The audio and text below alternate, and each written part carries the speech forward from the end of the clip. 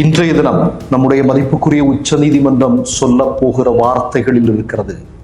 பாஜக என்று சொல்லக்கூடிய கட்சி வாழப்போகிறதா அல்லது வீழப்போகிறதா என்று.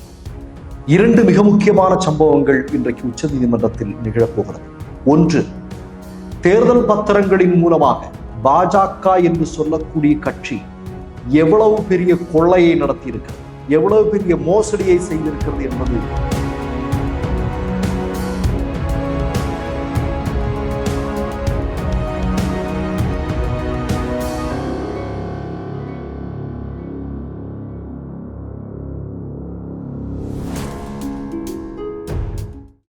மலேசியா, சிங்கப்பூர், துபாய் நாடுகளில் குடியுரிமை வேண்டுமா?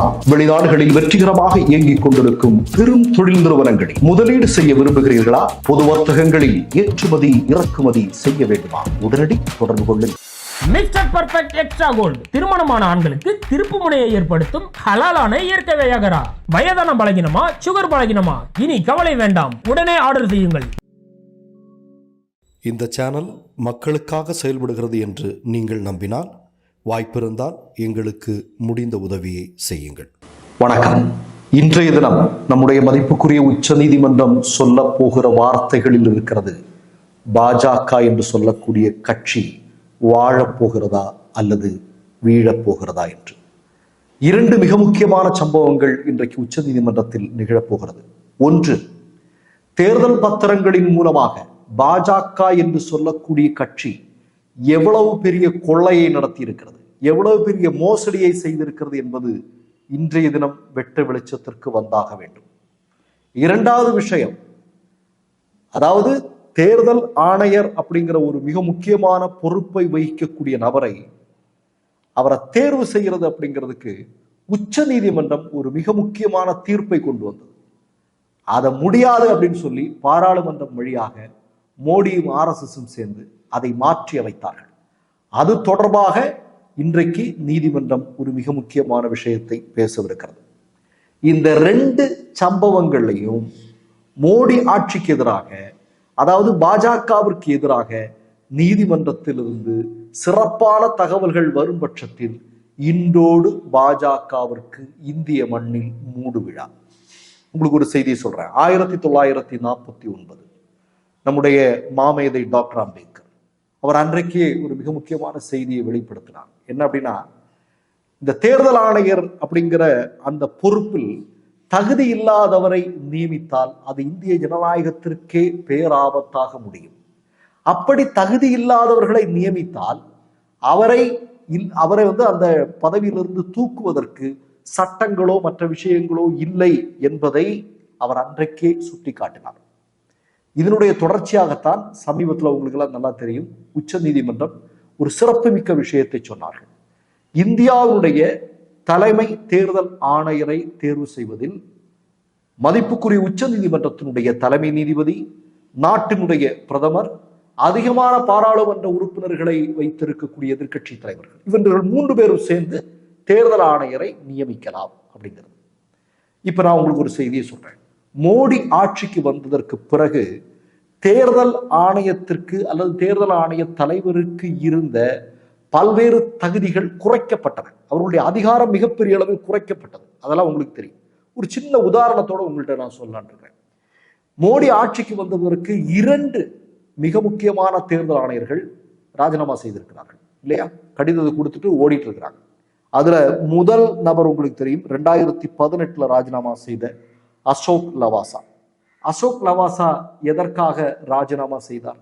அங்கதான் பார்க்கணும். மோடி RSS எல்லாம் எந்த அளவிற்கு அவங்க அதிகாரத்தை வைத்து விளையாடி கொண்டிருக்கிறார்கள் என்பதை பாருங்கள். அதாவது ஒன்று, நீங்க வயநாடு அப்படின்னு சொல்லக்கூடிய கேரளாவினுடைய ஒரு பாராளுமன்ற தொகுதி, அங்கு நம்முடைய ராகுல் காந்தி அவர்கள் போட்டியிடுகிறார். உங்களுக்கு எல்லாம் நல்லா தெரியும். மோடி தேர்தல் பிரச்சாரத்தில் என்ன சொன்னார் அப்படின்னா, அந்த வயநாடு பகுதி என்பது சிறுபான்மை சமூகத்தை சார்ந்த மக்கள் அதிகமாக இருக்கக்கூடிய பகுதி.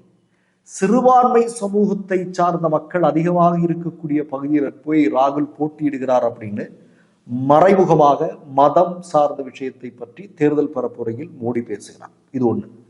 இரண்டாவது, புல்வாமா தாக்குதலில் வீர மரணம் அடைந்த நம்முடைய இந்திய இராணுவ வீரர்களுடைய தியாகத்தை தன்னுடைய வாக்கு வங்கி அரசியலுக்காக தேர்தலில் பயன்படுத்தினான். இந்த ரெண்டை நீ எப்படி செய்வ, நீ செஞ்சது தப்பு அப்படின்னு கடுமையான நடவடிக்கையை அசோக் லவாசா என்று சொல்லக்கூடிய தேர்தல் ஆணையம் எடுக்கிறார். மோடி விட்டுருவாரா? மோடி மேல நடவடிக்கை எடுத்தா மோடி பார்த்துட்டு இருப்பாரா? உடனடியாக என்ன நடந்தது தெரியுமா? இந்த அசோக் லவாசான்னு சொல்லக்கூடிய தேர்தல் ஆணையருடைய மனைவியினுடைய ஸ்தாபனங்கள்ல மிகப்பெரிய ஐடி ரெய்டு நடத்தப்படுகிறது. அதுக்கப்புறம் உங்களுக்கு எல்லாம் தெரியும், இஸ்ரேல்காரங்கிட்ட இருந்து பெக்காக்கஸ் அப்படிங்கிற ஒரு ஒரு ஒரு ஒரு ஒரு மென்பொருளை இவங்க வாங்கினாங்க. எதுக்கு?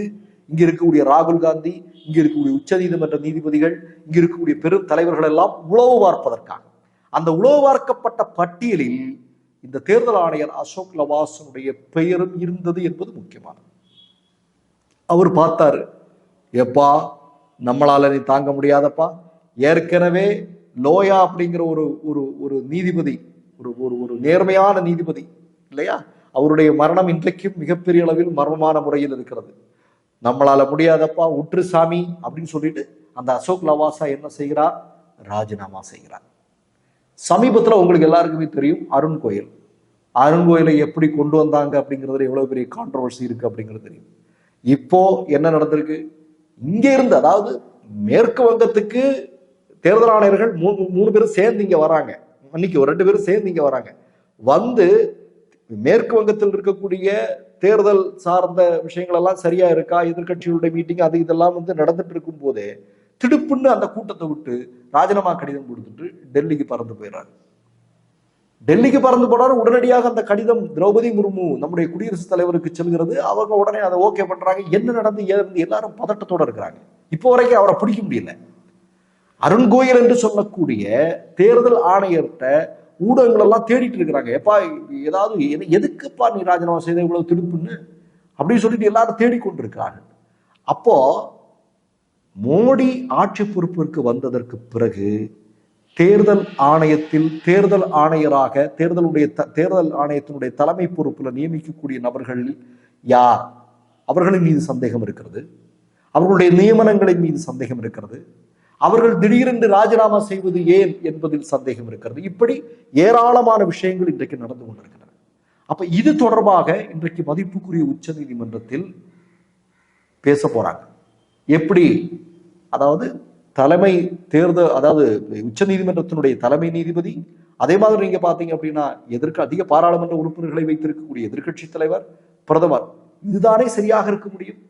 இதுதானே ஜனநாயக நடைமுறை? இப்ப மோடி என்ன கொண்டு வந்திருக்கிறாரு? மோடி கொண்டு வந்திருக்க முறைப்படி பார்த்தா என்ன நடக்கும்? 2 ஓட்டு மோடி கண்டிப்பா இல்லையா? 2 ஓட்டு மோடிக்கு விழுந்தா மோடி நினைக்கிற ஆள தேர்தல் ஆணையராக கொண்டு வருவாங்க. தேர்தல் ஆணையராக கொண்டு வந்தால் என்ன நடக்கும்? இவங்க ஆதரவாளர்கள் ஏற்கனவே ஓட்டிங் மிஷின் தயார் செய்யறதுல இவங்க ஆதரவாளர்கள் ஃபுல்லா இருக்கிறாங்க அப்படிங்கிற தகவல்கள் இருக்கு. இதுல தேர்தல் ஆணையரையும் இவர்களுடைய ஆட்களை கொண்டு வந்தா என்ன நடக்கும்? ஏற்கனவே நமக்கு தெரியும், சண்டிகர் மேயர் தேர்தலில் என்ன நடந்தது? பட்டப்பகல்லையே சிசிடிவி கேமரா இவ்வளவு இருக்கும் போதே பாஜக ஆதரவா ஒரு தேர்தல் ஆணையர் செயல்படுகிறார். இதை நம்ம பார்த்தோமா இல்லையா? அப்ப இவ்வளவு பெரிய ஆபத்து இருக்கு பாருங்க. இன்றைக்கு மதிப்புக்குரிய உச்ச நீதிமன்றத்தை இந்திய மக்கள் ஆவலோடு பார்த்து கொண்டிருக்கிறார்கள். என்ன நிகழப்போகிறது? அதாவது பாஜக என்று சொல்லக்கூடிய கட்சிக்கு மூடு விழா நடத்துவதற்கான ஒரு தினமாக இன்றைய தினம் இந்திய வரலாற்றில் பொறிக்கப்படுமா? மற்றொரு நிகழ்வில் சந்திப்போம். நன்றி, வணக்கம். மை நேம் இஸ் ரெட் சேனலை சப்ஸ்கிரைப் பண்ணிக்கோங்க. அதுக்கப்புறமா பக்கத்தில் இருக்கிற ஜாயின் பட்டனை கிளிக் பண்ணீங்கன்னா ஒரு நியூ பேஜ் ஒன்று ஓப்பன் ஆகும். அதுலேயும் ஜாயின் பட்டனே கிளிக் பண்ணிக்கோங்க. அதில் பார்த்தீங்கன்னா credit R debit card options இருக்கு. இதில் உங்களுக்கு விசா, மாஸ்டர் கார்டு, ரிப்பே அப்படின்னு 3 ஆப்ஷன்ஸ் கொடுத்துருக்காங்க. அதில் நீங்கள் எந்த கார்டு சூஸ் பண்ணுறீங்களோ அந்த கார்டோட நம்பர் என்டர் பண்ணிக்கோங்க. அப்புறமா கார்டோட வேலிடிட்டி மந்த் அண்ட் இயரை டைப் பண்ணிக்கோங்க. அடுத்தபடியா உங்க கார்டோட பின்னால சிவிசி கோடுன்னு சொல்லிட்டு 3 நம்பர்ஸ் கொடுத்துருப்பாங்க. அந்த நம்பரை இதில் என்டர் பண்ணிக்கோங்க. அப்புறமா அட்ரஸ் அண்ட் இன்ஃபர்மேஷன் என்டர் பண்ணிட்டு பைங்கிற பட்டனை கிளிக் பண்ணிக்கோங்க. ஒருவேளை உங்க கார்டு நம்பர் இன்வாலிட்னு காமிச்சிச்சுன்னா உங்க கார்டுல இன்டர்நேஷனல் யூசேஜை எனேபிள் பண்ணுங்க.